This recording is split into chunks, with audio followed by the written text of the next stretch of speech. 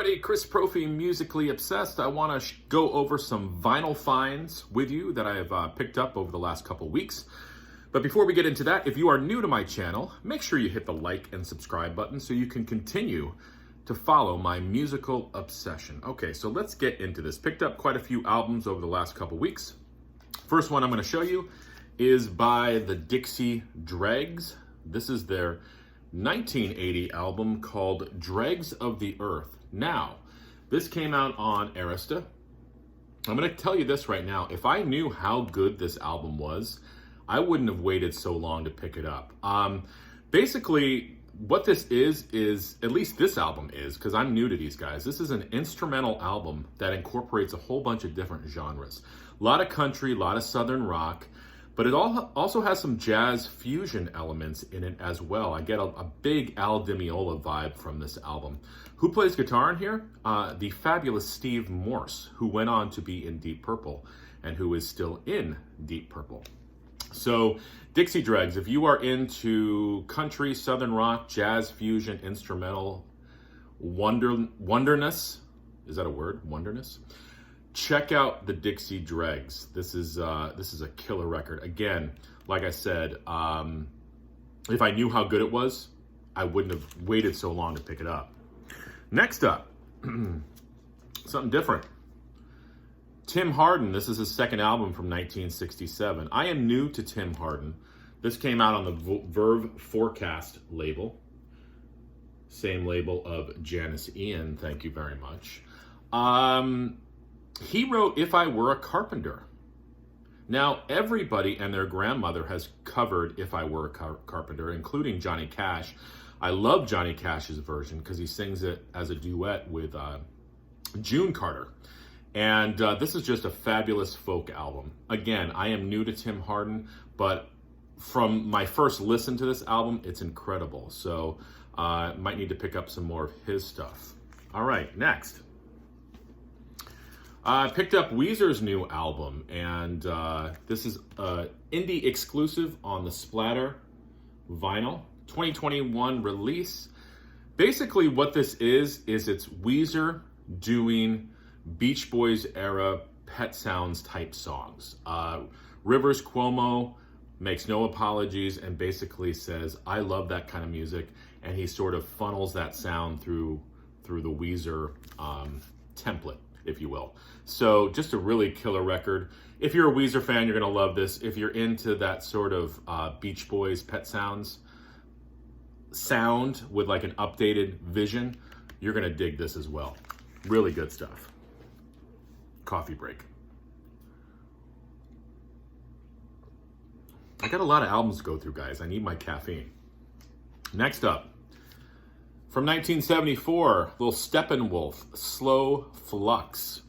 Wasn't familiar with this album. Love the silver shiny cover though, right? Love Steppenwolf, by the way. This is their 7th studio album. Don't know how much of a seller this was for them. They did have a single, the first song, Straight Shootin' Woman. And this was, basically Steppenwolf doing Steppenwolf. If you like hard rock and Steppenwolf music, you're going to like this album. Really good stuff. Next, something off the beaten path. Love Rod McKune. This is his 1969 album called The Sounds of Day, The Sounds of Night. This is on Pickwick. I am just in love and awe of Rod McKune. I got introduced to him through a Frank Sinatra album. Frank Sinatra did an album called A Man Alone where he covered all of Rod McKune's songs. A bunch of people have covered his songs. So I seeked out the original artist, and I love his stuff. This is an album basically of his beat poetry. He's basically reciting his poetry over like some sparse instrumental, accompaniment. But it's great. It brings you back to 1969. I was never in 1969 because I was born in 1974. But Rod McKune helps bring me back there. Like if I close my eyes and listen to him talk, I'm in 1969 again, even though I've never been there before. If you get what I'm saying, pick this album up. Love it. Now, this next album, I gotta thank Steve Carlson. He showed this a while ago. And he had mentioned talked about these guys, and I'm like, okay, I got to go look and see if I can pick that up. I'm not sure how you pronounce their name, though. I don't know if it's Euclid or Euclid. I'm not sure. But this is their one and only album from 1970 called Heavy Equipment. This is a reissue. Do you like Blue Cheer? Do you like Iron Butterfly? Well, that's what these guys sound like. They sound like a mixture of Blue Cheer, Iron Butterfly, Hendrix, that sort of sound. Just really good stuff. Like I said, this is a reissue. This album's getting a little bit harder to find. I found it on Amazon for a pretty good price. But if you are into that sort of Psych stoner sound from the 70s, check these guys out. Next, was happy to find this. I had this as a kid, and then I just got rid of it along the way. The Moody Blues, Long Distance Voyager. This is their 1981 album. I love the Moody Blues. I like almost everything that they did. This was a really, really strong album. I remember as a kid, this came out on the Threshold label, by the way. I remember as a kid being fascinated with this gatefold, though. And I would listen to the music, and I would see how the songs incorporated themselves into the cover. Okay, and you've got the lyrics inside.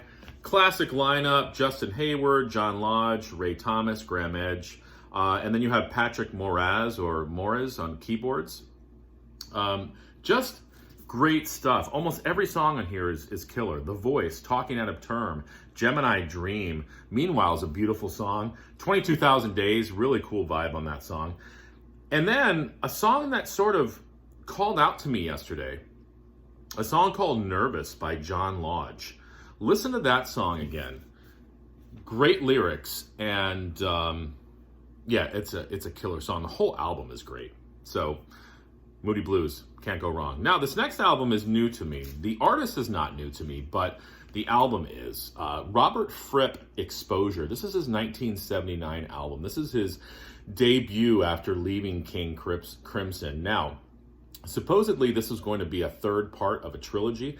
I guess he had produced an album for Daryl Hall called Sacred Songs, and he produced an album for Gabriel, his second album, and this was supposed to be like the third part in that trilogy. I don't know a lot about that backstory. All I know is from what I've heard of this album, it's really, really good. This came out on Polydor, 1979. This has the who's who of it of like rock and prog on it. You've got Phil Collins on drums on some of these songs. Brian Eno is playing some synth. Peter Gabriel does some vocals. Daryl Hall does some vocals. Again, I'm new to this album, but it's got everything you want. It's sort of got that crazy Robert Fripp guitar sound to it that reminds you of King Crimson. You've got some blues on here. You've got some rock, some sort of punk leanings in some songs. Even some industrial type stuff. So it's a little bit of everything. Really, really cool album. It's going to be one of those albums that, you're going to hear something different every time you listen to it. So really dig that. Next, let's go back to 1960. The Buddy Holly Story, Volume 2. This is a compilation album released posthumously. Yes, I was able to say that word. This includes, some of his hits. This is on the Coral label, some B-sides, and also this includes some unfinished demos by Buddy Holly that they had to do some overdubs on. So very interesting album. As I said, 1960. You've got Peggy Sue Got Married on here. That Makes It Tough. Now We're One. Take Your Time. Crying, Waiting, Hoping. True Love Ways, Little Baby, Moon Dreams, That's What They Say, and a whole bunch of other stuff. And I'm going to tell you the truth here, because that's what I do on this channel.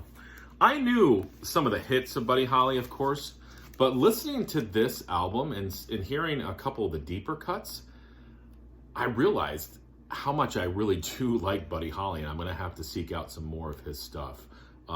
Very, very killer stuff. And you guys who know Buddy Holly, you already know that. But me, I only kind of knew the hits. So this has been a fun listen for me. All right, let's do some jazz. 1973, Chick Corea. This is a compilation album called Inner Space. This is a double record on Atlantic.